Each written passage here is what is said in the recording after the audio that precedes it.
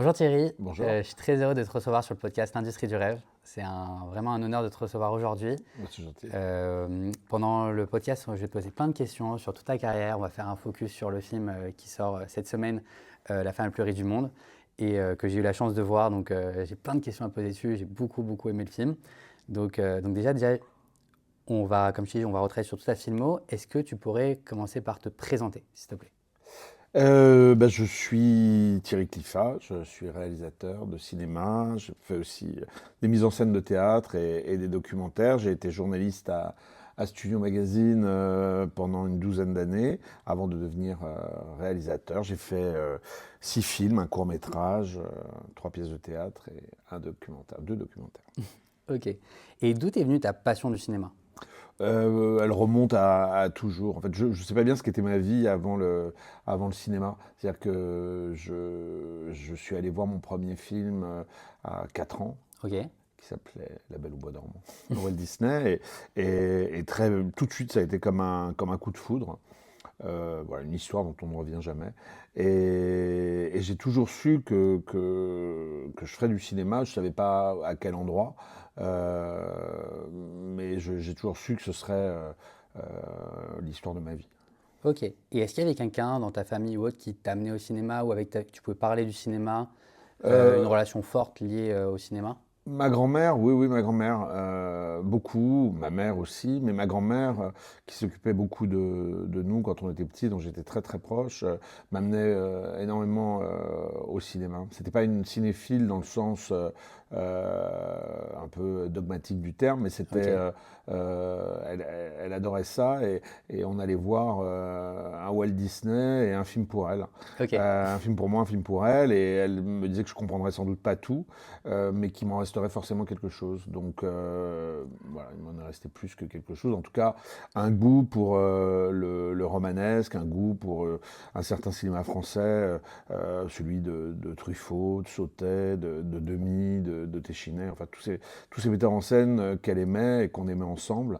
Donc voilà, je pense toujours à elle dès que je vois un film qu'elle aurait pu aimer ou dès que je commence un tournage. Et voilà, elle est toujours dans ma tête et dans mon cœur. Et donc, qu'est-ce qui t'a permis de rentrer dans le cinéma? Donc, tu as expliqué que tu as commencé jeune chez Studio, tu avais 20 ans, 21 ans, quelque Ouais, chose comme ouais, ça. ouais, à Est-ce peu près qu'avant, ça. tu as fait des études liées au cinéma ou vraiment ton premier job, c'était Studio et Euh, ça a été ta Ça a, porte d'entrée? ça a été mon premier job, c'est-à-dire que j'ai fait un petit peu d'études de lettres à la Sorbonne. En fait, j'ai fait un an, je m'ennuie un peu. J'ai pris des cours d'écriture de scénario Ok, à Sancier, d'Aubenton. d'accord. Et en fait, bon, je faisais des jobs à côté du marketing téléphonique. Je travaillais dans un cabinet d'expertise comptable, je faisais de la saisie informatique. Des Avec choses plein de trucs. ouais, qui Très sont éloigné du ouais, cinéma.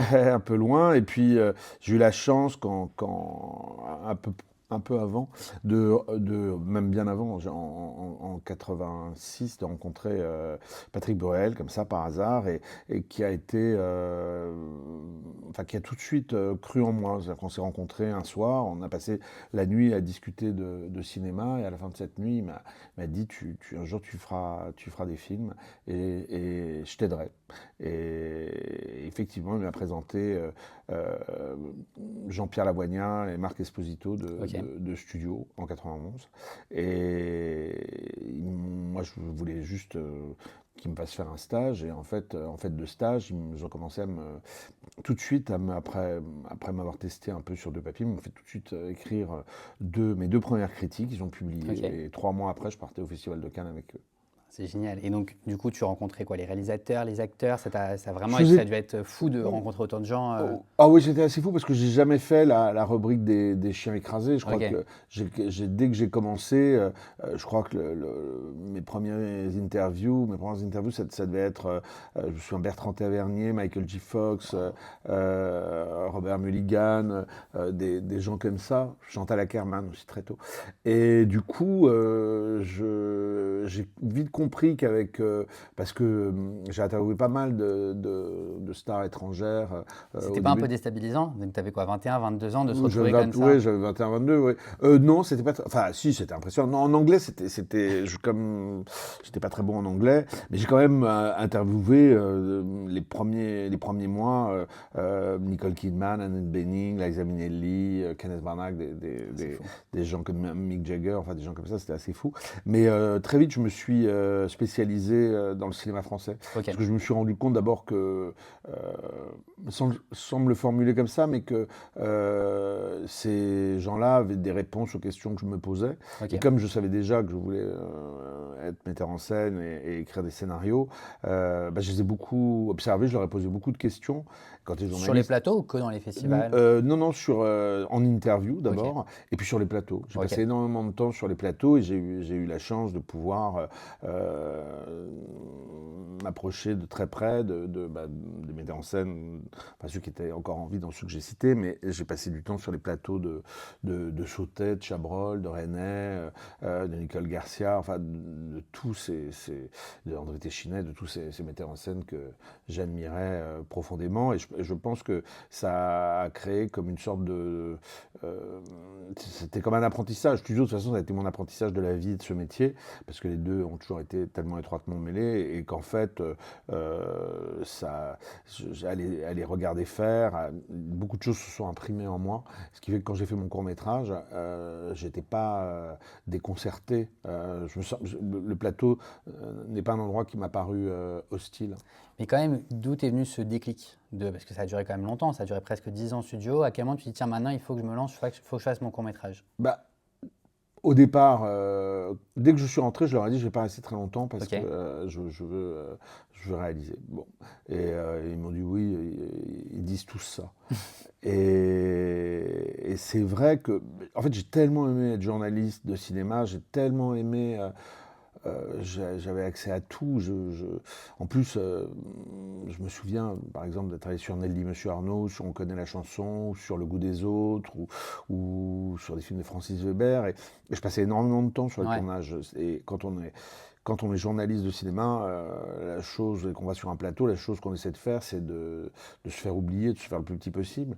Donc c'était vraiment passionnant, quoi. C'était tous ces gens que je rencontrais, que j'interviewais, après, que ce soit des acteurs ou actrices, de Catherine Deneuve, Isabelle Huppert, Jean Marais, Daniel Larue, enfin tout ça était très riche, très passionnant. Et je vois bien comment on peut s'endormir et ne pas passer le cap. Ouais, ne pas passer le cap. Et c'est vrai qu'à un moment donné, la nécessité en moi était de plus en plus grande d'écrire. J'avais commencé à écrire le scénario d'Une vie à t'attendre avec Christopher Thompson, qu'entre-temps j'avais rencontré, avec qui on avait décidé d'écrire ensemble. Puis j'ai fait mon court-métrage et une fois que j'ai fait mon court-métrage, j'ai su que, voilà, que quelque chose, c'était... une page se tournait.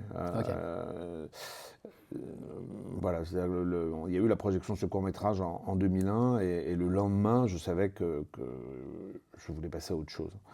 Et les choses, le court-métrage a été très bien accueilli. J'ai eu la chance que Jean-Pierre Lavoignat me permette de rester un an de plus à studio, en étant plus salarié, mais en faisant des piges, mais où j'avais à peu près l'équivalent du salaire que je touchais en tant que salarié. Et surtout, ce que j'avais demandé, ce que je ne voulais plus, c'était faire de critique. C'est-à-dire que je trouvais que je ne pouvais plus être jugé parti. C'est-à-dire qu'à partir du moment où on fait un film, on ne peut pas juger les autres, parce que les autres peuvent vous dire, tu as vu un peu de talent que tu as, comment tu veux... Donc ça, c'était un peu ma morale à moi. Et donc ça me permet d'aller sur la transition de Une vie à t'attendre, que j'ai beaucoup aimé aussi. Ça m'a beaucoup fait penser un peu du coup, au film de Sauté, César Rosalie. Je voulais savoir d'où t'était venue un peu l'idée d'écrire ce premier film. Est-ce que c'était une histoire personnelle? Est-ce que c'était de faire une grande histoire d'amour impossible? D'où t'était venue l'idée de ce film? Un mélange de tout ça. C'est-à-dire que j'ai jamais abordé l'autobiographie de façon frontale. Et pourtant, dans tous les films, il y a vraiment des indices de moi. Sur Une vie à t'attendre, qui a été un gros succès, donc j'ai eu de la chance, parce qu'un premier film qui cartonne, ça n'arrive pas tout le temps. Mais je pense qu'il y avait tout ce que j'aimais dans le cinéma et que mon ambition, elle était de raconter une histoire et que les acteurs soient bons. Alors les acteurs, Ouais. c'était quand même de très grands acteurs, mais c'était ça mon ambition. C'était voilà, de raconter une histoire. Est-ce que je suis capable de raconter une histoire? Est-ce que je suis capable d'émouvoir les gens? Mais il y avait déjà tout ce qui va faire mon cinéma, c'est-à-dire les familles, les amours impossibles, le mélo. Tout ça, c'est des choses que j'ai creusées après jusqu'à aujourd'hui. Mais c'était, je l'ai fait avec une certaine inconscience que j'ai plus jamais eu après, par la suite. Ok. Une certaine modestie aussi, je dois bien en connaître. Euh, et j'ai pris un plaisir fou à le tourner. J'ai presque pas eu peur. On a toujours le trac, sinon parce qu'on est un imbécile. Mais j'ai pris ouais, c'est assez merveilleux quand j'y repense. Tout, la façon dont on s'est passé. Puis surtout, en fait, le film, il s'est monté ultra facilement. Alors, on n'avait pas beaucoup d'argent, Ok. mais j'avais quand même un vrai temps de tournage. J'avais 10 semaines de tournage, qui aujourd'hui est vraiment plus possible. Euh, et puis voilà, puis le film a été très bien accueilli, a fait 1 million d'entrées, donc tout ça a été assez magnifique, mais je m'en suis pas vraiment, je me suis pas vraiment rendu compte de tout ça. Ok. Et donc sur les acteurs, les actrices, tu fais des films honnêtement avec des castings de fous, où tu as à la fois pas l'ancienne génération, mais des actrices ou acteurs très confirmés qui jouent dedans, et en même temps des acteurs qui ont fait le cinéma français des 10-20 dernières années. Euh, Pourquoi cette envie à chaque fois de faire des films avec aussi un peu choral, avec autant d'acteurs, et comment tu fais pour à chaque fois convaincre ces acteurs de te suivre dans ces aventures? Je pense, bah, juste pour citer Catherine Deneuve, Isabelle Huppert plus récemment, Laurent Lafitte, enfin bref, il y en a vraiment peut-être une quinzaine d'acteurs de fous. Donc comment tu fais pour les convaincre et surtout, quelle est ta patte sur les tournages? Ma patte sur les tournages, alors ça je sais pas bien, tout part de l'écriture en fait, Ok. tout part de l'écriture, tout part sans doute après de mon pouvoir de conviction, de mon enthousiasme, sans doute qu'ils aiment bien mon univers, ce que je fais. En tout cas, ils savent que ils et elles savent que je vais les aimer. Ça c'est. Parce que tu leur fais pas faire des rôles où on a l'habitude de les voir, j'ai l'impression. Je pense par exemple au Roi de la Piste, je trouve Mathieu Kassovitz, il est top, mais c'est vraiment, on l'a jamais vu interprété de cette manière. Catherine Deneuve, très rock'n'roll quand même, dans Tout nous sépare, dans sa manière de. C'est un film de gangster, donc Mhm. tu leur fais. Et en même temps, on les retrouve un peu à l'état de l'art. Donc voilà, comment arrives à les amener sur ces terrains-là? Bah, c'est ça qui est amusant avec quand tu tournes avec des acteurs, des grands acteurs et des acteurs qui ont fait énormément de rôles, c'est-à-dire que t'as pas vraiment envie de leur proposer quelque chose qu'ils ont déjà fait et eux n'ont pas véritablement envie de refaire quelque chose qu'ils ont déjà fait. Donc ça fait partie du job. Mais c'est vrai que mon cinéma part souvent des personnages et les personnages viennent souvent des acteurs. C'est-à-dire que je les ai souvent en tête avant de commencer l'écriture ou en tout cas en cours d'écriture, je les ai souvent en tête. Après, j'ai pas vraiment c'est pas vraiment de la direction d'acteur. Je pense que en tout cas sur le dernier film, je pense qu'à partir du moment où je propose à Isabelle Huppert, à Marina Foïs, à Laurent Lafitte ou à Raphaël Personnaz les rôles, ils les prennent un peu à leur charge, c'est-à-dire que je leur confie Ok. le personnage et tout à coup il y a une sorte de pacte entre nous, une confiance qui s'établit et ça crée une sorte d'espace de liberté entre nous où il me propose et je sais à partir de là ce qui. C'est-à-dire que je n'ai pas d'idée préconçue, je ne sais pas comment ils vont jouer Il y a des metteurs en scène, et j'ai pu en observer des grands, hein, que ce soit Francis Weber ou Colin Serrault, qui ont une idée très, très, très. Une musicalité dans la tête de comment les acteurs doivent dire quelque chose. Je me souviens, j'étais allé sur le tournage du Jaguar en Avec Amazonie Patrick Bruel et Jean Reno. Jean Reno. Et je me souviens on était en pleine forêt amazonienne, de Francis Weber s'arc-boutant pour faire dire, je crois que c'était 2 mots à Jean Reno, mais qui n'arrivait pas à les dire exactement comme Weber les avait en tête. Et on en était à 70 prises. Donc, voilà, donc moi, c'est pas du tout ça. C'est-à-dire qu'on peut chercher ensemble, mais j'ai envie d'être le premier spectateur. Et j'ai envie d'être surpris. Et en étant premier spectateur, ça me permet toujours d'être à la bonne distance entre ce qu'il me propose et moi, ce que j'attends ou ce que je veux. Mais du coup, ils ont quand même un grand champ de liberté parce que. C'est pas un grand champ de liberté, ils ont une certaine liberté que je leur octroie parce que ça me fait plaisir. Enfin, ça me fait plaisir, c'est que c'est ma méthode de travail. Oui. Ce que je veux dire, c'est les rôles que tu leur écris sont des rôles qui permettent en fait de vraiment jouer et qui ont beaucoup de saveur. Donc, c'est le terrain, voilà, le terrain est du début assez libre. Oui, le terrain est plutôt propice à ce qui se déploie, à ce que les personnages, à ce que les acteurs se déploient dans ces personnages. Mais il y a aussi quelque chose, je pense, dans mon écriture, en tout cas, écriture que j'écris toujours avec des scénaristes, là, c'était Jacques Fieschi et Cédric Angers. Il y a toujours quelque chose dans l'écriture qui est suffisamment précis pour qu'il y ait quand même une vraie ligne dans ce personnage-là. En plus, c'est un film qui passe beaucoup par l'oralité. Il y a des dialogues et l'action avance par les dialogues. Donc du coup, c'est vrai que tout ça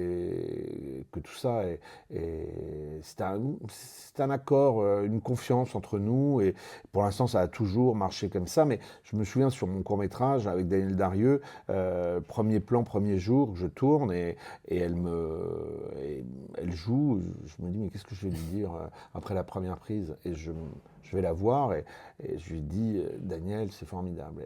Elle avait sa cigarette comme ça, elle m'a soufflé la fumée au visage, elle m'a dit, ah, ça va pas commencer comme ça, moi j'ai besoin qu'on me dirige, j'ai besoin de m'amuser. Donc, d'une certaine façon, ça a été ma première leçon de cinéma, c'est-à-dire ne pas avoir peur de dire ce que je pense. Bon, après, forcément, ça m'a totalement décomplexé, mais à chaque fois, en même temps, on n'aborde pas, il faut pas, j'ai pas une méthode. C'est comme avec les scénaristes avec lesquels j'ai travaillé, je m'adapte, en fait, et c'est ça qui m'amuse aussi, c'est ça qui me plaît, c'est-à-dire que je travaille pas de la même façon avec Cédric Angers que je travaille avec Jacques Fieschi ou que je travaillais avec Christopher Thompson ou Benoît Graffin.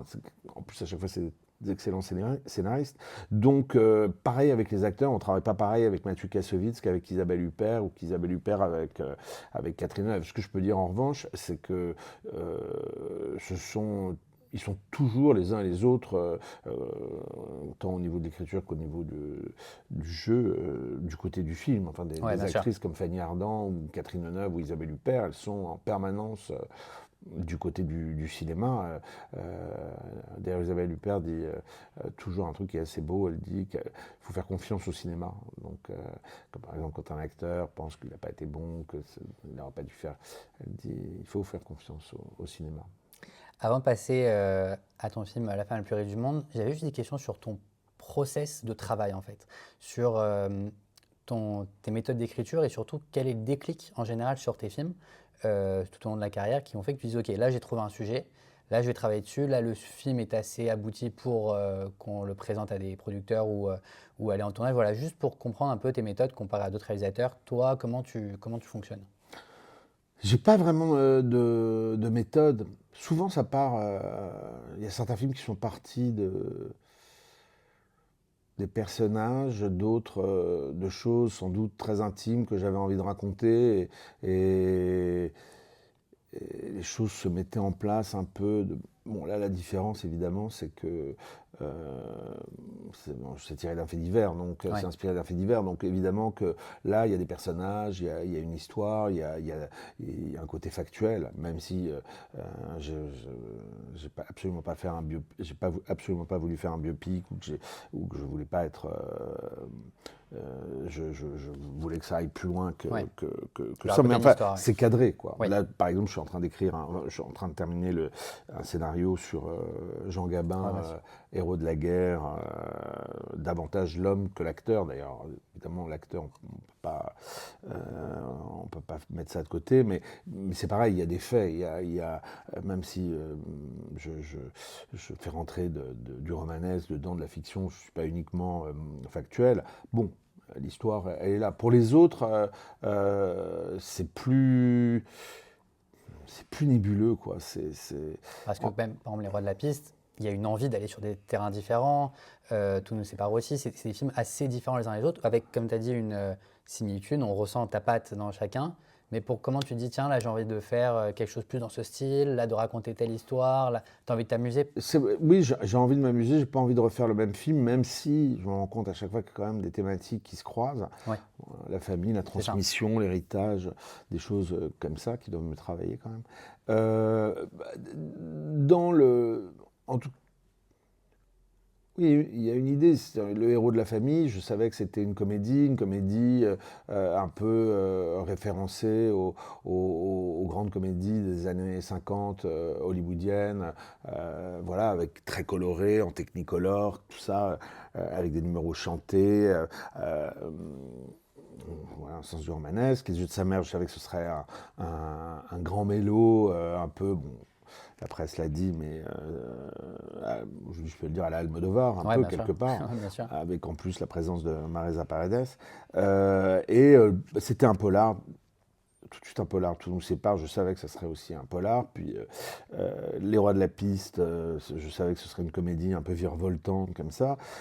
Sans doute que pour La femme la plus riche du monde, c'est mon film le moins référencé. C'est-à-dire que de toute façon, je dirais qu'il y a une bascule un peu dans mon travail de mise en scène depuis Les Rois de la Piste, c'est-à-dire je me sens beaucoup plus libre. Par exemple, La femme la plus riche du monde, c'est un film qui a été très compliqué à monter financièrement parlant, qui a eu il y a eu beaucoup de péripéties, parfois beaucoup de contraintes, et parallèlement à ça, je me suis senti plus libre que jamais. Et plus à l'aise, je sais pas, il y a quelque chose sur ces deux derniers films où ça, par rapport même à la mise en scène, par rapport, non pas que les autres films, mais j'étais tendu, j'étais concentré, on tend vers quelque chose de toute façon, mais malgré tout, et sans doute aussi d'une certaine façon que je me suis sans doute aussi libéré de toutes les références que j'avais. Alors, bon, toutes ces références, elles me constituent, donc je ne peux pas complètement les évacuer d'un revers de la main, mais malgré tout ça, elles sont... sur ces deux derniers films, elles m'ont moins pesé qu'elles pouvaient me peser sur les autres films. Et sur le dernier, pas du tout. Quand on me demande à quel film tu as pensé, non, je peux penser, oui, la seule référence que je peux avoir, c'est par rapport à des univers. Voilà, je peux dire, c'est vrai qu'il y a Succession, il y a, mais bon, c'est une série, il y a le Mystère Van Bülow, enfin des films, Le charme discret de la bourgeoisie, un peu, mais sur les deux derniers films, il y a un peu ça aussi, les comédies à l'italienne. Alors, sur le dernier, tout le côté politique et social que peuvent avoir les comédies italiennes des années 60-70, que j'adore. Alors maintenant, on va parler de ton film qui sort cette semaine, La femme la plus riche du monde, avec un super casting, vraiment 5 étoiles. C'est inspiré assez librement de la famille Bettencourt. D'où est venue cette envie de traiter ce sujet?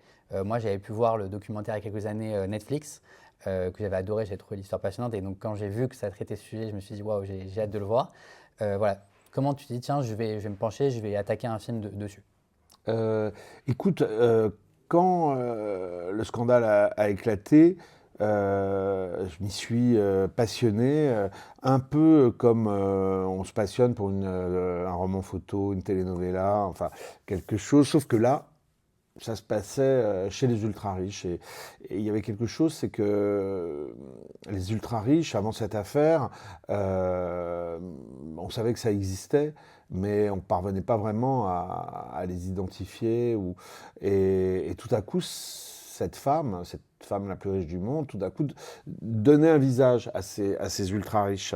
Et je pense que c'est le premier visage qu'on peut avoir de ces ultra-riches qui aujourd'hui sont particulièrement sur la sellette en France, enfin particulièrement critiqués, observés, traqués, enfin regardés. Voilà. Mais après, si ça avait été uniquement pour illustrer ce que j'ai pu lire, voir, entendre, ça m'aurait pas du tout intéressé. Je, je me suis dit qu'en fait, cette histoire, elle avait beaucoup été racontée par la fin, et que donc, moi, j'allais la raconter par le début, et que surtout, en fait, tout le monde l'avait commenté, mais personne ne savait véritablement ce qui s'était passé parce qu'on était un peu noyé par ces sommes astronomiques, mirobolantes, mais qui voulaient rien dire. Le scandale politico-judiciaire qui m'intéressait pas tant que ça parce que finalement il a été pareil, tellement commenté, il y a eu tellement de témoignages contradictoires que ça, je savais très bien qu'on en avait fait le tour.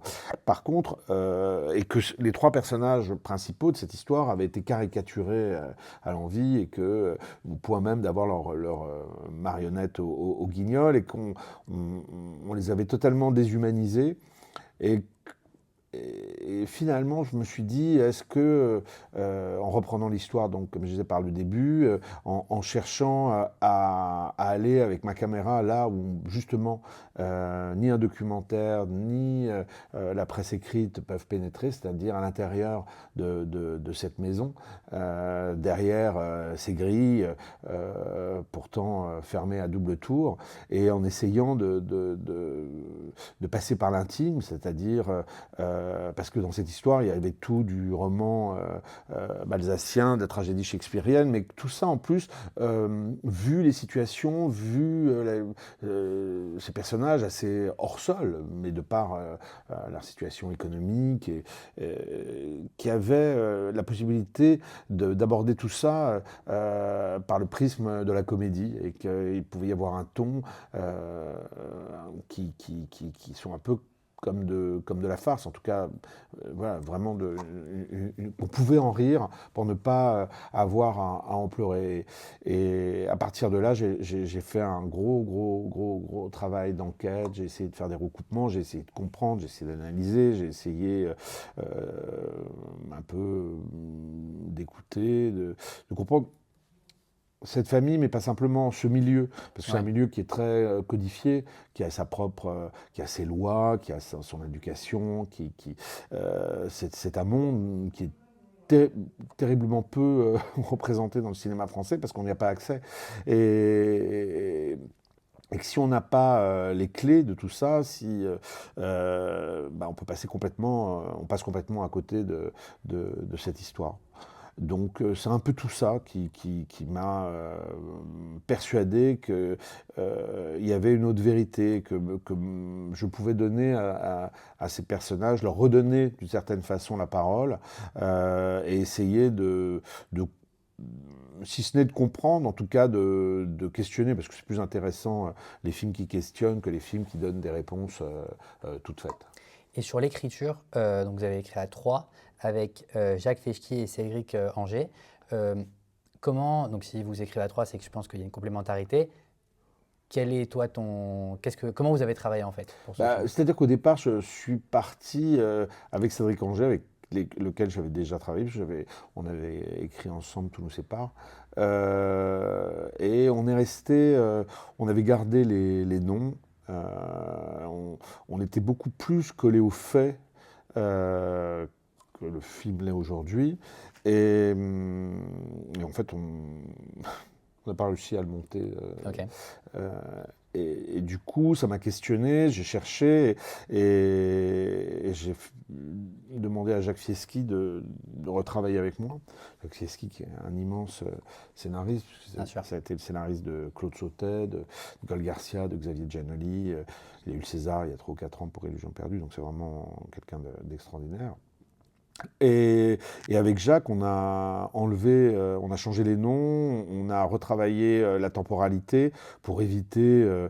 C'est-à-dire ça nous a permis d'éviter tous les pièges du biopic, les prothèses, enfin bon, les vieillissements, enfin toutes ces choses qui sont très embarrassantes et et de fictionnaliser encore un peu plus tout ça. Même si, évidemment, Laurent Lafitte a une bonne formule, il dit tout n'est pas vrai, mais rien n'est faux. Ouais. Donc, il y avait tout ça. Et Cédric est resté, malgré tout, présent tout le temps. Enfin, je veux dire, je faisais des allers-retours, je faisais lire à Cédric, je demandais ce qu'il en pensait. Et il y a eu une parfaite entente entre nous trois. Et surtout, ils étaient très, très, très complémentaires, mais à des endroits différents. La seule chose qui les rassemblait, c'était l'envie enfin, la chose que tout le monde a bien en tête, c'est qu'il fallait qu'on allait en faire une comédie, ça c'est sûr. Ils étaient présents sur le tournage? Non. Non, ok. Non, ils ne sont Ok. même pas passés cette fois-ci, non, Ok. ils n'étaient pas présents. Mais par contre, là où ils étaient présents, c'est que je les sollicitais parfois le week-end, on réécrivait. Cédric tournait sa série, il a tourné une série pour Apple avec Benoît Magimel, qui passera, je crois, à la fin de l'année. Donc Cédric était présent. Enfin, je veux dire, je parlais le week-end, mais Jacques, j'allais carrément chez lui. On retravaillait quand il fallait retravailler. Ils ont suivi ça jusqu'au bout. Et puis, c'est les 2 premiers à qui j'ai montré le film. Donc, il y a tout un travail, non pas de réécriture, mais quand même un peu au montage. Donc, même si là, le scénario était très solide. Et maintenant, sur la prestation des acteurs, le tournage, j'ai pu lire que travailler avec Isabelle Huppert, est-ce que c'est comme dans 10%? Dans le sens où dans 10%, elle est vraiment dépeinte comme une workaholic du cinéma, vraiment être dans les détails hyper précis. J'ai pu lire que tu as dit que vous arriviez très très tôt sur le tournage, que voilà, comment c'était de travailler avec Isabelle Huppert, sachant que la prestation est folle. C'était merveilleux. C'était merveilleux. Déjà, quand on fait du cinéma en France, c'est impossible de ne pas se dire à un moment donné qu'on va travailler avec Isabelle Huppert. Bon, je l'ai rencontrée, je pense que c'est la première star que j'ai interviewée quand j'étais à Studio, de toutes celles avec lesquelles j'ai travaillé. Et on s'était très très bien entendu. Après, on s'est beaucoup vu quand j'étais à Studio. Je l'ai beaucoup suivi sur les tournages, notamment les films de Chabrol. Et je pense qu'une dernière grande interview que j'ai faite, c'était une leçon d'actrice. Elle était en couverture et où elle racontait un peu comment elle travaillait. Même si elle n'a pas de méthode, même si on peut imaginer plein de choses, mais c'est pas du tout, ça ne passe jamais par, enfin en tout cas sur ce tournage, je ne peux pas répondre pour les autres, mais ça passe pas par la psychologie ou par une intellectualisation du personnage. C'est quelqu'un qui non plus n'est pas là à créer dans le génie. C'est ça qui est à la fois assez d'une intelligence incroyable et d'une sensibilité. Elle a une approche très sensorielle, très artisanale. Elle est réceptive à tout, elle voit tout, elle entend tout. Elle est surtout je disais tout à l'heure, toujours du côté du film, mais elle est aussi avec ses partenaires. C'est-à-dire que c'est pas quelqu'un qui joue pour elle. Elle joue vraiment pour le film et avec ses partenaires. Et c'est quelqu'un qui est dans l'instant, mais tout le temps. Enfin, je veux dire, dans la vie, vous dînez avec elle, elle est là, parfaitement là, vous êtes sur le plateau, elle est là, parfaitement là. Elle fait effectivement beaucoup de choses parce qu'elle est très sollicitée, qu'elle aime à la folie ce métier. Mais c'est vrai que non, c'est une femme formidable. Et puis une actrice comme ça, comme les autres acteurs de ce film, c'est des gens qui vous rendent meilleur. Hein. Donc, c'est-à-dire que tout à coup, c'est comme au tennis, quoi, avec des comédiens comme ça, des comédiennes comme ça. euh, c'est à la fois ultra galvanisant, motivant, passionnant. Non, non, c'est une expérience incroyable. Et Laurent Lafitte, honnêtement, il est impressionnant. Pour moi, c'est un rôle à César. C'est-à-dire qu'il pousse vraiment les curseurs très, très, très, très loin. On l'a jamais vu comme ça. Donc, tu as dit que tu leur laissais quand même la liberté. Là, c'est tellement poussé, sa prestation. Comment vous travaillez ça, comment vous avez travaillé ça sur le plateau, ensemble, pour sa Euh, prestation du photographe? bah, euh, Laurent, je pense que avant même que je sache que c'est lui qui allait faire le film, ce rôle lui appartenait. Ok. Il y a comme des évidences. Pourtant, c'est lui du trio infernal, le dernier qui est arrivé sur le projet. Mais Laurent, il comprenait tout de ce personnage. Vraiment, c'est un rôle qui lui appartenait, vraiment. Et il est arrivé, mais ça, j'ai fait aussi avec les autres acteurs, c'est-à-dire c'est beaucoup passé par les cheveux.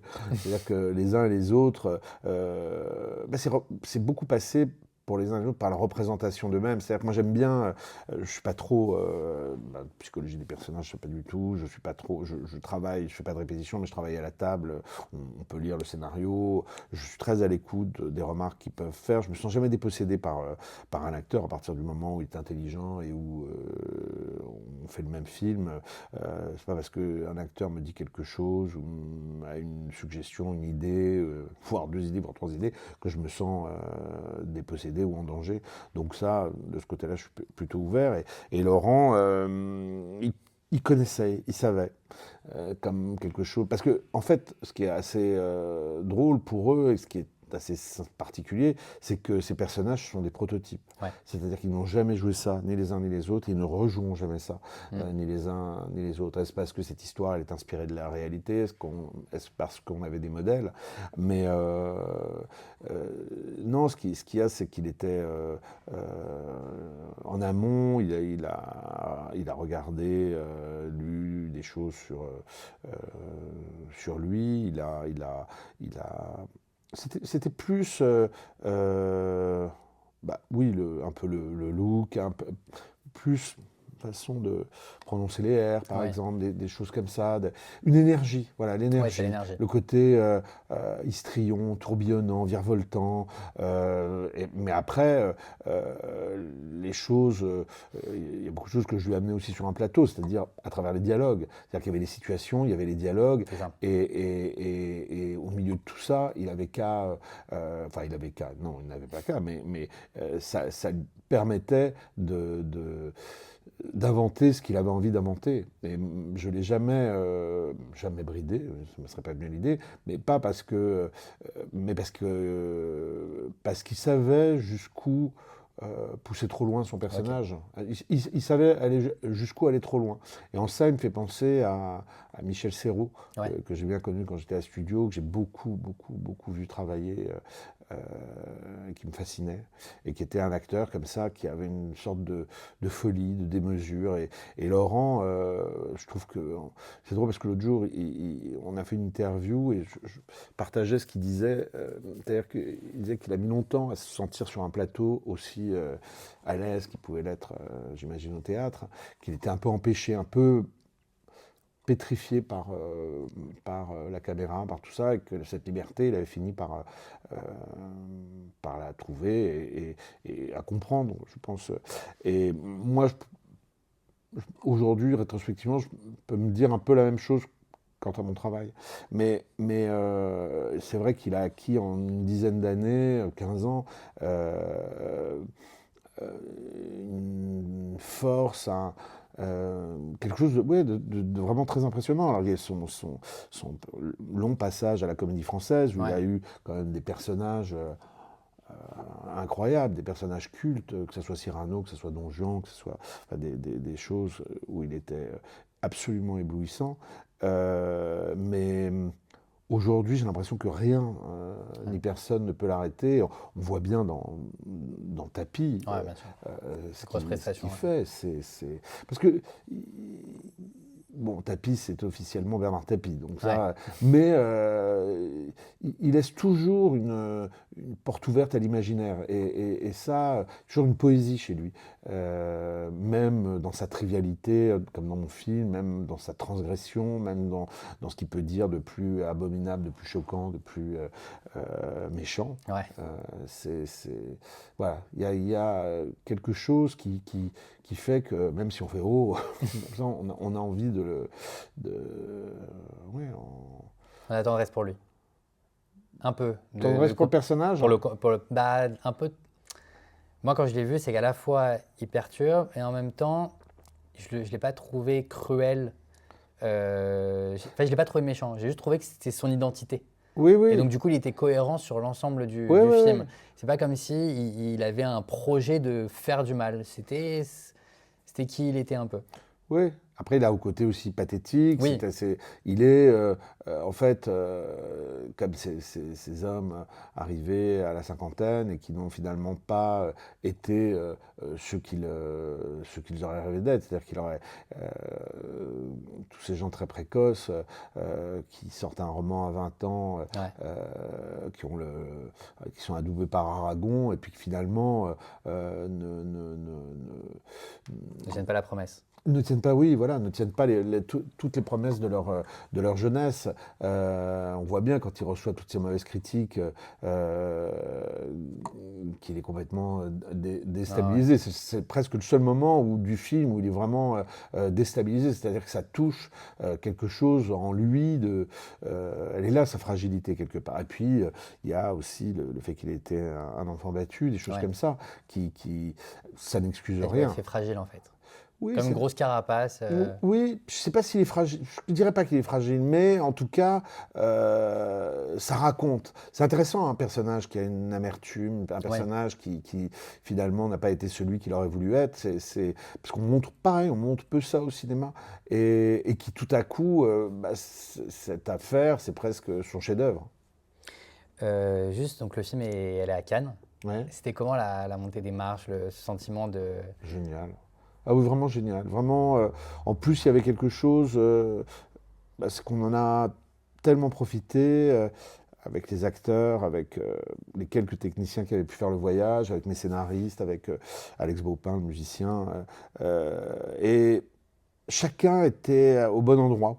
Il y avait la reine au milieu, Isabelle, Bien sûr. sublime dans sa robe vert fluo, Les lunettes. Marina, ouais, les lunettes, tout ça. Et c'était. Moi, j'étais pas revenu à Cannes depuis que j'avais quitté Studio. Ok.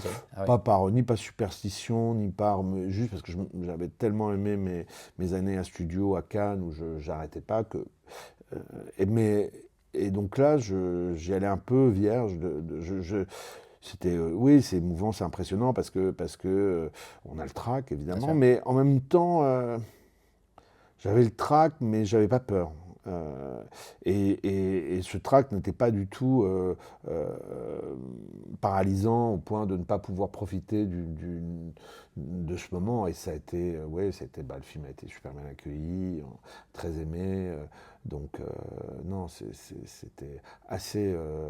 Ah ouais, c'est un souvenir merveilleux. Et puis j'ai beaucoup, beaucoup de tendresse pour, euh, pour tous ces acteurs, comédiens. On se connaît depuis très longtemps les uns les autres. Je sais pas, il y avait quelque chose qui était au bon endroit, qui était beau, avec Alex Baupin, Jacques Fieschi, Cédric Anger, Hicham qui avait fait la lumière, mes costumes, enfin Jürgen Heller qui avait fait les costumes. C'était assez, ouais, assez merveilleux. On arrive sur la fin du podcast. Il me reste deux questions. Première, je suis abonné à ton Instagram. Je trouve il est fascinant parce que pour ceux qui ne le connaissent pas, c'est des très belles photos de cinéma et des portraits. On sent la patte du journaliste. Euh, que, euh, j'ai l'impression aujourd'hui que tu n'es pas juste un réalisateur, un scénariste, tu es un amoureux du cinéma, de cette industrie. Donc, Je voulais te poser une question sur ton regard sur l'industrie du cinéma. Ça se voit que tu aimes les festivals, les gens, rencontrer les personnes. Qu'est-ce que tu aimes le plus aujourd'hui dans cette industrie et qui donne envie de continuer à faire des films? Bah, ce qui me donne envie de faire les films, c'est ceux qui les font. Euh, c'est euh, c'est les techniciens avec lesquels j'ai pu travailler ou que je rencontre et qui me. euh, voilà, chef opérateur, c'est les machinaux, les électros, tout ça, tout ce qui ont une vraie passion. C'est vraiment ceux qui font le cinéma, acteurs, actrices, scénaristes, plus que ceux qui décident, hein. Parce que ceux qui décident pensent toujours avoir raison alors qu'ils ont souvent tort. Mais bon, je ne vais pas à me plaindre, hein, mais je, je trouve que peut-être que ce qui a changé, c'est que bah, justement, on ne parle pas toujours beaucoup de cinéma avec les décideurs, que la télé a pris. Alors c'est formidable que la télé finance le cinéma, mais on s'est un peu piégé nous-mêmes. En tout cas, vis-à-vis des chaînes hertziennes, c'est-à-dire qu'ils essayent un peu de décider des castings, des choses comme ça. Moi, j'ai jamais eu j'ai jamais été confronté à ça, mais il y a quelque chose où souvent c'est plus, ils vont davantage produire quelque chose la salle est presque une formalité, c'est-à-dire Ouais. que c'est davantage l'audience, mais je les comprends, hein, l'audience que ça fera quand ça va passer à la télé. Donc voilà, mais non, ce qui me fait que j'ai toujours la passion, c'est d'abord que je me nourris des films des autres, c'est-à-dire que je vais au moins 4 à 5 fois par semaine au cinéma, sans compter tout ce que je vois chez moi. Et voilà, se dire que ce mois-ci, il y a eu les films d'Avier Herzi, de Jafar Panahi, de Paul Thomas Anderson, de tas de gens comme ça, Sirat.